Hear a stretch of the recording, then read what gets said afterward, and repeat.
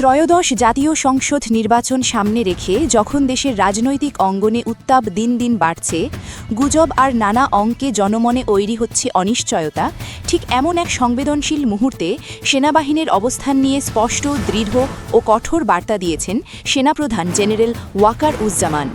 তিনি পরিষ্কার ভাষায় জানিয়ে দিয়েছেন, এই নির্বাচনে সেনাবাহিনীর কোনো রাজনৈতিক ভূমিকা নেই, থাকবে না কোনো পক্ষপাত, কোনো অনুগত আচরণ কিংবা কারো প্রতি বিশেষ সদয় দৃষ্টিভঙ্গি। সেনাপ্রধান বলেন, আসন্ন জাতীয় সংসদ নির্বাচন হতে হবে শতভাগ অবাধ, সুষ্ঠু ও নিরপেক্ষ। আর এই লক্ষ্য অর্জনে সেনাবাহিনীর একমাত্র দায়িত্ব হবে আইন শৃঙ্খলা ও সার্বিক নিরাপত্তা নিশ্চিত করা। ভোটের মাঠে কিংবা পর্দার আড়ালে কোথাও সেনাবাহিনী কোনো দল, ব্যক্তি বা স্বার্থগোষ্ঠীর পক্ষে অবস্থান নেবে না। তিনি স্পষ্ট করে দেন, পেশাদারিত্বের প্রশ্নে কোনো আপোষ নেই। 18 জানুয়ারি ঢাকা সেনানিবাসে আয়োজিত পৃথক দুটি গুরুত্বপূর্ণ সভায় এই বার্তা দেন সেনাপ্রধান। একদিকে সৈনিকদের সঙ্গে দরবার, অন্যদিকে অফিসার্সদের সঙ্গে অফিসার্স অ্যাড্রেস, দুই ক্ষেত্রেই নির্বাচন কেন্দ্রিক দায়িত্ব ও আচরণবিধি স্পষ্ট করে তুলে ধরেন তিনি। ঢাকার বাইরে অবস্থানরত সেনাকর্মীরাও অনলাইনের মাধ্যমে এই সভায় যুক্ত হন।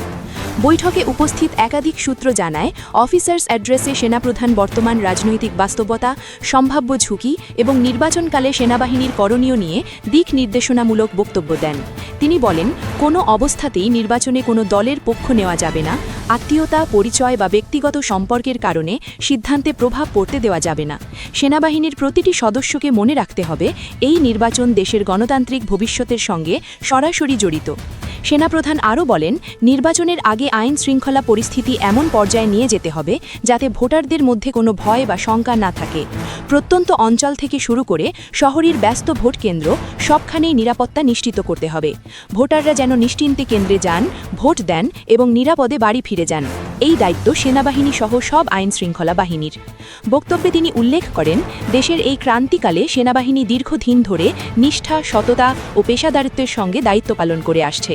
বর্তমান পরিস্থিতিতেও সেনাবাহিনীর ভূমিকা দেশ ও জাতির ইতিহাসে ইতিবাচকভাবেই মূল্যায়িত হবে বলে তিনি আশাবাদ ব্যক্ত করেন। তবে তিনি একই সঙ্গে স্মরণ করিয়ে দেন, নির্বাচন শেষে একটি গণতান্ত্রিক সরকারের হাতে ক্ষমতা হস্তান্তর সম্পন্ন হলে সেনাবাহিনীকে তাদের সাংবিধানিক অবস্থানে ফিরে যেতে হবে, অর্থাৎ ব্যারাকে প্রত্যাবর্তন করতে হবে। এ সময় সেনাপ্রধান দেশের আইন শৃঙ্খলা পরিস্থিতি নিয়ে ছড়িয়ে পড়া নানা অপপ্রচার, উদ্দেশ্যপ্রণোদিত গুজব এবং উস্কানিমূলক বক্তব্যের বিষয়েও সতর্ক করেন। তিনি বলেন, সামাজিক যোগাযোগ মাধ্যম সহ বিভিন্ন মাধ্যমে বিভ্রান্তি ছড়ানোর চেষ্টা করা হচ্ছে। এসব বিষয়ে সেনা সদস্যদের ধৈর্য ধরে বিচক্ষণতার সঙ্গে পরিস্থিতি মোকাবিলা করতে হবে। কোনো উস্কানিতে আবেগ তাড়িত হয়ে প্রতিক্রিয়া দেখানো যাবে না। পাশাপাশি সেনাপ্রধান নির্দেশ দেন, জেলা ও উপজেলা পর্যায়ে সক্রিয় শীর্ষ সন্ত্রাসী ও অপরাধ চক্রকে চিহ্নিত করে ম্যাজিস্ট্রেটের মাধ্যমে আইনানুগ ব্যবস্থা নিতে হবে, যাতে নির্বাচনী সময়ে কোনো সহিংসতা, নাশকতা বা বিশৃঙ্খল পরিস্থিতি তৈরি না হয়। তিনি বলেন, কঠোর কিন্তু ন্যায়সঙ্গত অবস্থানই পারে একটি শান্তিপূর্ণ নির্বাচন নিশ্চিত করতে। সবশেষে সেনাপ্রধান সেনাবাহিনীর অফিসার ও সদস্যদের উদ্দেশ্যে বলেন, এই নির্বাচন শুধু একটি ভোট নয়, এটি দেশের গণতন্ত্রের জন্য একটি গুরুত্বপূর্ণ পরীক্ষা।